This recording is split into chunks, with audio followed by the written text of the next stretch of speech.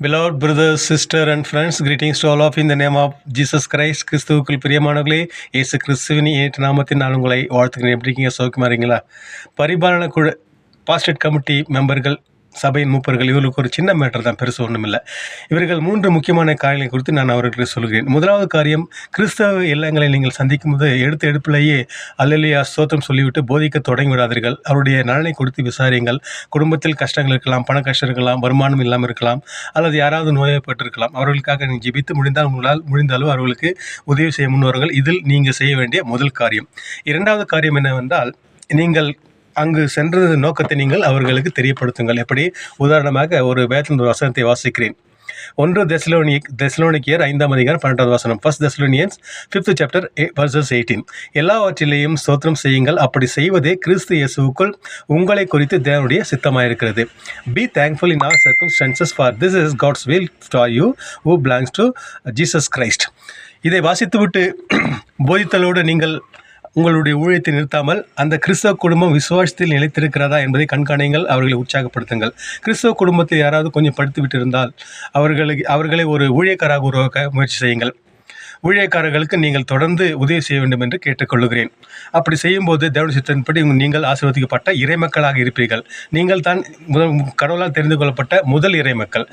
நீங்கள் இந்த ஊழியத்தில் திருப்பணியாளராகவும் அர்ப்பணியாளராகவும் செய்ய வேண்டும் என்று என்னுடைய ஆசை. அப்படி செய்யும்போது கடவுள் உங்களை நிச்சயம் ஆசீர்வதிப்பார். கடவுளால் தெரிந்து கொள்ளப்பட்ட அபிஷேகம் பண்ணப்பட்ட அந்த ஊழியக்காரர்களே, உங்களுக்கும் ஒரு சின்ன மேட்டர் தான், ஒன்றுமில்லை. நாங்கள் நல்ல ஊழியர்களாக கெட்ட ஊழியர்களை தீர்மானிப்பது உங்களுடைய வேலை இல்லை, அது கடவுளுடைய வேலை. அதனால் நீங்கள் ஒருவரை தாக்கிக் கொள்ளாமல், இழிவாக பேசிக்கொள்ளாமல் உங்களுடைய வேலையை மட்டும் பார்த்து கொள்ளுங்கள். நம்முடைய இந்திய தேசம் கிறிஸ்தவர்களால் நிரப்பப்பட வேண்டும். அதுதான் நீங்கள் செய்ய வேண்டிய முக்கியமான முதல் காரியம். ஆகவே இந்த காரியத்தை செய்துவிட்டு தேவ சித்தத்தின்படி நீங்கள் ஊழியம் செய்வீர்களானால் நிச்சயமாக தேவன் உங்களுடைய வாழ்க்கையில் எந்த விதமான குறைவும் இல்லாமல் உங்களை காப்பாற்றுவார் என்பது உறுதி.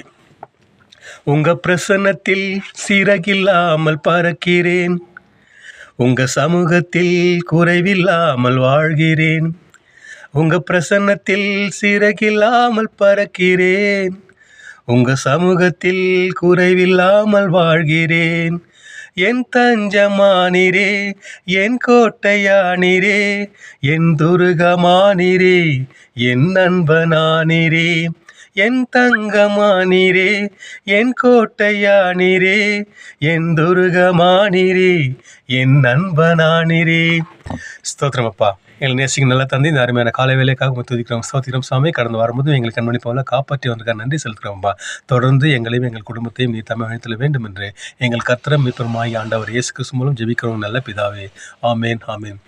Thank you friends. See you in the next week. Till then, it's Saru from Bangalore. Bye bye. God bless you.